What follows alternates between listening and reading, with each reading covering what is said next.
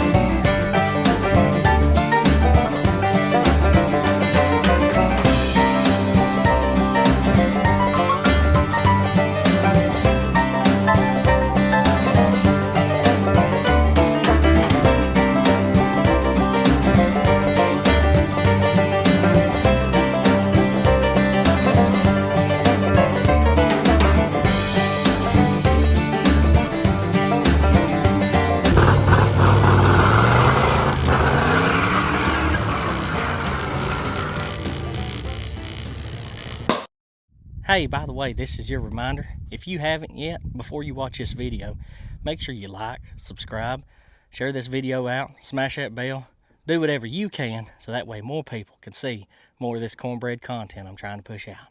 Well, what's going on, fellers? What's going on with me, you ask? Well, I don't know from day to day. It depends on my undiagnosed ADHD, as my wife likes to say that I have. Gotta start working on that. Got too many things in too many different places, and just gotta get one done. Gotta work on one, you know? Speaking of that, you can see that I got Todd down here, and I got his hatch open, and I got this piece right here that goes onto this back door off. And I tell you why. Basically, I'm just tired of looking at scratched up, old ugly blue all the time. You know, if I'm gonna be driving this thing around, I gotta be presentable sometimes. When people pull up, they have to look at me and say, hey, that's a man of class. Because right now, they're looking and they're saying, hey, that's a man of white trash. And to be honest, I don't mind. It's my roots. But I will say that, you know, it will be nice to ride around in something that does look a little bit better. And as many scars and basically just how ugly this interior looks, we're going to do something about it. Now, you know me. We're always balling on a budget because we broke folk around here. So what have I got planned? What am I going to do? This thing really ain't tall enough. I need to jack it up a little bit. But what's the idea? What can you do to make this interior look better, but not spend a lot of the dinero? Well, we can take off these pieces. We can clean them up real good, scratch them up a little bit, and just take some paint to them. Now, they make different kinds of paint. They have the vinyl and fabric paint, which works really good. I've used it in copper, and I think you've seen the video where I done the seat. And so far, it's lasted. But the one thing that I had against that vinyl and fabric spray is I tried to find a color to exactly match my interior, and it just wasn't. It was a lighter color. And the vinyl and fabric spray for this color interior, because I've done it on a bullnose way before when I was younger, is just a different color. So I went to Lowe's and I was like, well, do they have any of that plastic paint, or, you know, 5-in-1 paint and primer, you know, get it in a can, and it's basically the cheapest you can get. And I figured Lowe's would have a different array of paint styles, and they had something similar in the Krylon spray paint, but nothing really in the Rust-oleum, and the Rust-oleum was $1 cheaper. So I was thinking, what color could I go back with this? It'd be cheap, they probably had a lot of, and it looks good. And the solution to that would be Rust-oleum satin black in the Canyon Black flavor. Yeah, they had pretty much, I would say, a whole floor or, you know, row of these sitting in a box. So if I ever need any more, I can go back and get more. Don't have to worry about waiting. And boy, is spray paint expensive. $6 a can. And I bought about 5 cans. I don't imagine it's going to do everything. I'm not doing the seats. I'm going to, take some suggestions from y'all on what we ought to do with the seats. Because the back seats are leather and they're blue. But I think one piece is starting to tear apart on the stitching. And then the front seats I got out of the other Ranger, and they're in good shape, but they're cloth and they're tan. So we need to do something there. I've already got an idea as far as the headliner goes. The structure of it seems to be in really good shape. So if we can get all the top pieces down and take the headliner down, I can do something with that. And I might actually bring somebody along to help me that knows a little bit more about that than I do. And other than that, we really just need to take everything out. I'm wanting to take this carpet out because the carpet really ain't no good. It's got a bunch of stains in it and holes in it. And, maybe we can splurge a little bit, spend a little bit of money, and get some carpet. But what I'm not ready for, which I think we're already going to have, is some crunchiness that we're going to reveal once we lift up that carpet. But I'll tell you where we're going to start at before we do anything. And this is going to be basically how we're going to do this video. I don't know if I'm going to use that black. What we're going to do is we're going to clean up this one piece and we're going to spray it down and see what it looks like. And if I like it, you know what? I'll do all the panels that way. And I ain't really had a vehicle in a long time that was basically all black interior. So game plan, because I think I've done enough talking. Spray this down, clean it up, scratch it a little bit. I mean, it's already scratched enough. I don't know why we have to do it anymore, but we're going to. And then spray it and see what it looks like. But anyways, that's enough talking. Let's get to it. All right, so the first thing we're going to do, and I will tell you, this is probably not the best day to do this. It could be warmer, and the wind's blowing a little bit. But I've done it before. We're going to spray this down. I've got an old ironing board over here that my wife didn't want no more. And I'm going to set it up on it, and we're just going to get paint. Here,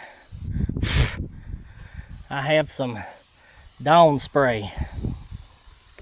This is good for getting off grease. Now, you can buy this straight from the store, but this I mixed myself. Because, these things, they tend to get expensive. Fill it about 3/4 way of water. Put a generous amount of Dawn in it. And then fill it up the rest of the way with alcohol or rubbing alcohol. Just whatever you have. It don't sud up as much, but as you can see, it suds up pretty good.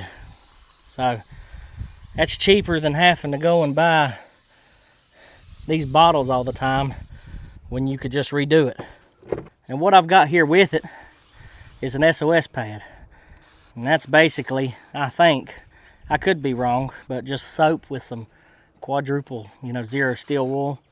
Be good for scratching this thing up so that way that paint will stick.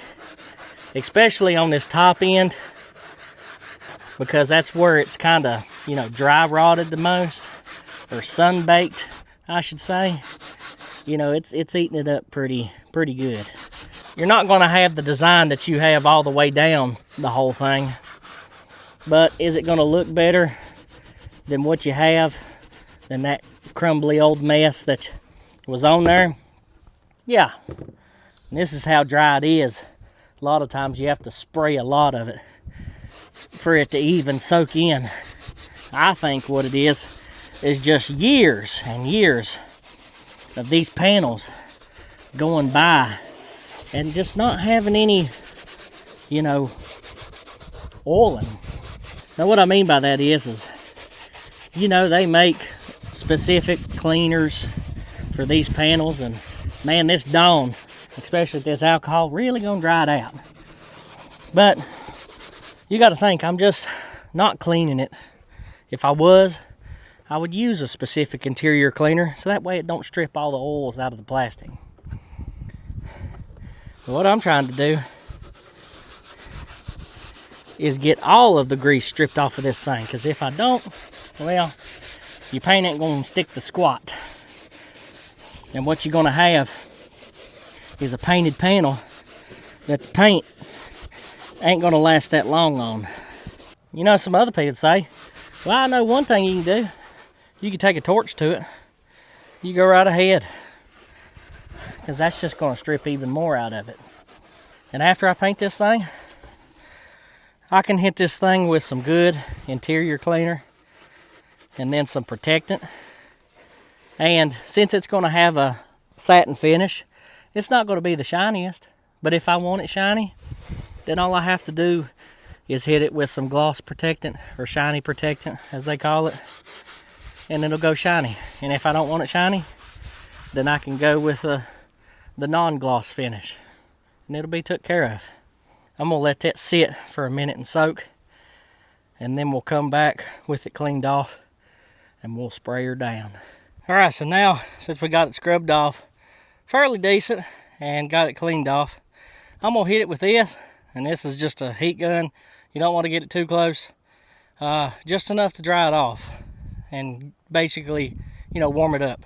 I've done wiped it with a rag, but I want to make sure that all the moisture's out of it. So we're just going to take this thing right here, hit it with it,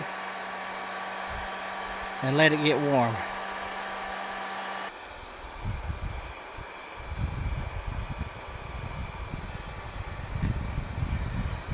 Just making sure you got all the dirt out of it that you can. I see a little bit here and there.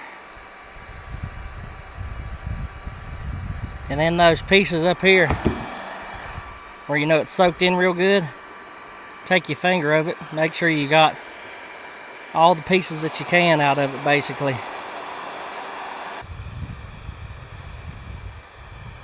Oh yeah,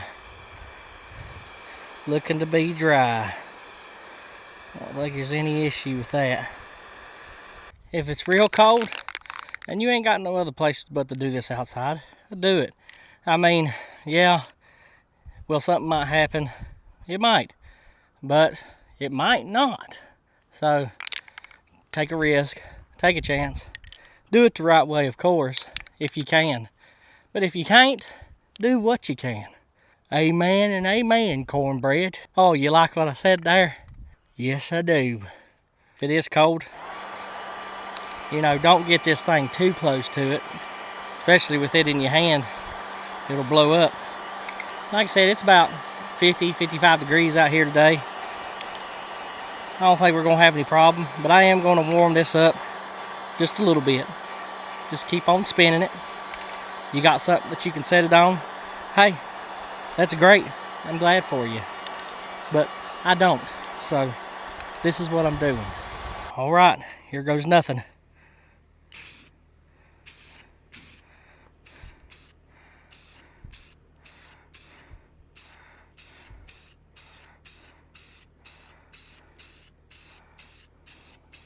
Put on my paint protection. Now I'm ready to go.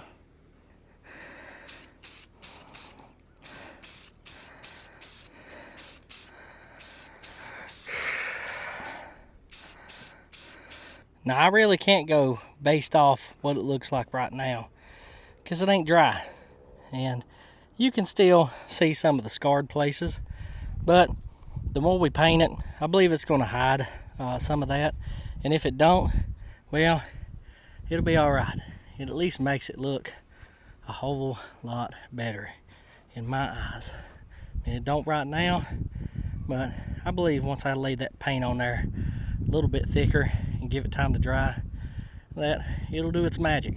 And who don't like black? I mean, black looks good on anything. And plus, from 10 feet away, who's going to be able to tell the difference? I mean, come on. Right now it's a 10. Right there it's about an 8. I get right there, it's about a 5. Then you get close and you're like, ooh, who done that? All right, and after spraying this thing in all kinds of different directions, if you'd like a visual, that's how this is going to go.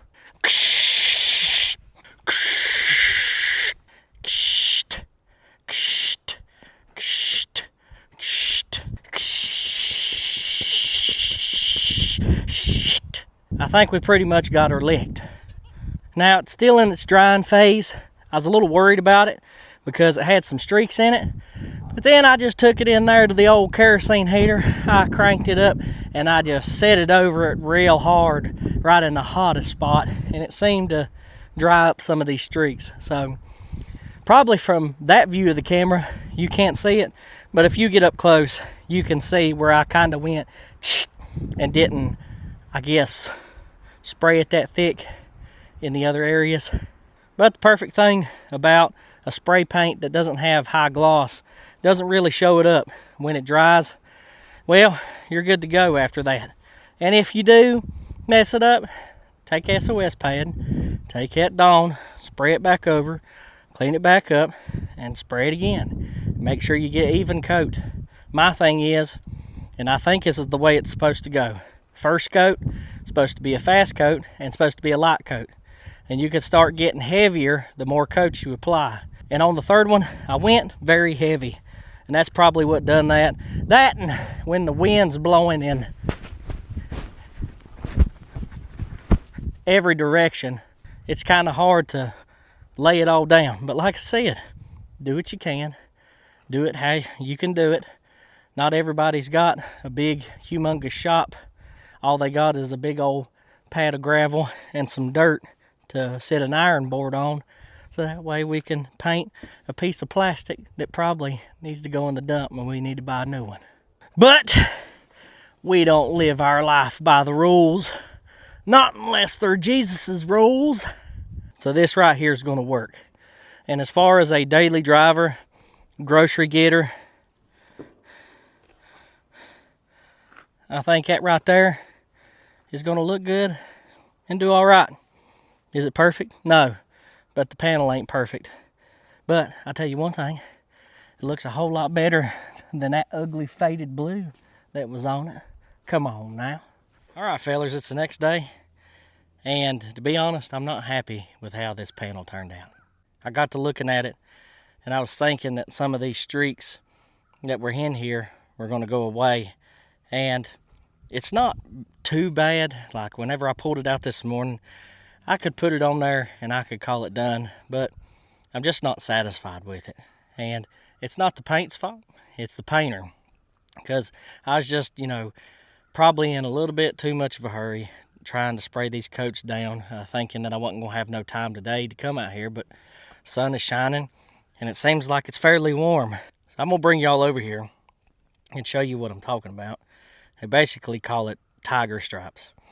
And anytime you're dealing with any kind of paint, especially if it's shiny or it's got a little bit of shine to it, it's going to have this issue. Now, more on your high gloss paints, it'll really show up. But depending on what kind of spray paint that you use, you have to spray it with overlap. Now, they sell the 5-in-1 fan type, and they're a whole lot easier to spray because you only have to do about 50% overlap on those spray cans. But on the other cans, you got to do about a 75% because they like to spray in a round circle. And really, honestly, when I was spraying over top of it, I think I was spraying it a little too close. And, with the wind blowing, like I said, you do with what you got to do. Sometimes you make it work, sometimes you don't. Wind's not blowing today, so if you got a Scotch-Brite pad, I don't. So I'm going to do it the wrong way and use the same SOS pad. But I'm going to spray it down with this stuff right here that I mixed up. So that way it just doesn't eat at it too much. And then I think what I'm going to do is I'm going to back up and I'm going to spray a light coat over the top of it. Just enough to where it'll film. But that way I can get my overlapping just right and take my time with it. And I think if I can do that, then I can probably get maybe the right pattern that I need for this thing. Let me bring y'all over here. You couldn't see it yesterday because it was, sitting over there, but you see those streaks? That's what I'm talking about. These faint streaks like this one right here, this one right here, and over here. There's a little bit in there, but not much. That's what I'm talking about. And had I, done my research, learned a little bit, because I've sprayed with spray cans before, I could have probably fixed that problem. because, you know, I guess it's on some things, and it's all my fault, but on some things it's easier to overlap, and on other things it ain't. I mean, who knows? If I could take this and, you know, lightly scrub over it, and it looks pretty good just by doing that, might not spray it at all. But then that means I have to do it to every panel. And am I wanting to do that? No. So let's just make sure in everything that we do that this is the last panel that we're ever going to have to do any correction on. And the rest of them, try to do it the right way. And if we can do that, we'll be golden. Nice, even coat. Stay back away from it. That's the game plan. Yep, what I need to do.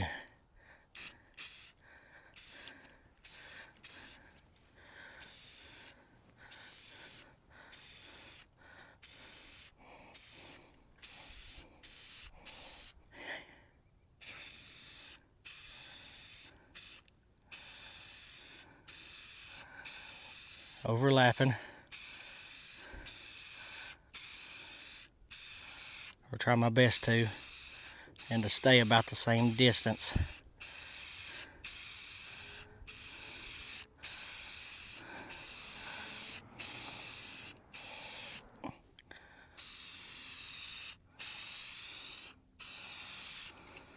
All right, and I think we're done.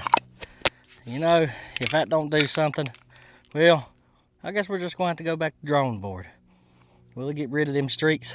I don't know. The only thing we can do is just hurry up and wait. Okay, fellers. So, it's a little sticky. I don't want to touch it that much.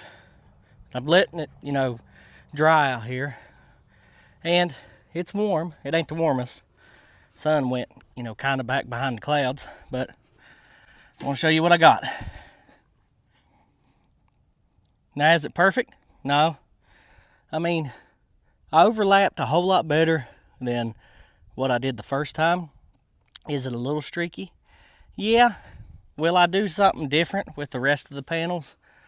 Well, my brain and the way it works, it just, you know, wants it to look the best that it can. And to be quite honest, unless you're looking at it with like a keen eye, you see that right there? I mean, you can look at this panel and see there's a big chunk out here, big chunk out here, big chunk out here. The top of it, like I said, it's just not perfect. But did we take a not perfect piece and make it look a little bit better? Did we take them, you know, loose turds and make it look like, you know, one shelled together, nice and polished turd that, you know, when you wipe, that it leaves nothing on the toilet paper? I think that's about where we're at right here. And I am satisfied with it. You know, even with the, you know, the drying process, I noticed that it's getting lighter and lighter the more that it dries. And I really tried to overlap it and keep that can away as much as I could. And this is just to show y'all at home that you don't have to go and spend bukus of money, you know, to make something look decent. You want to make it look decent?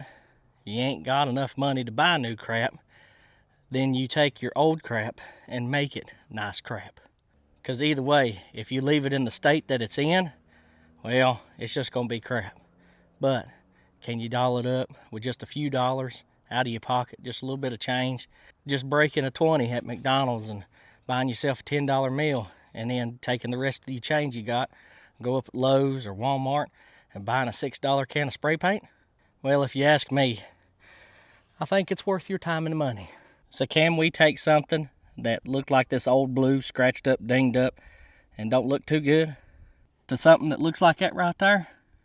In the shortest of shortest answers, yes.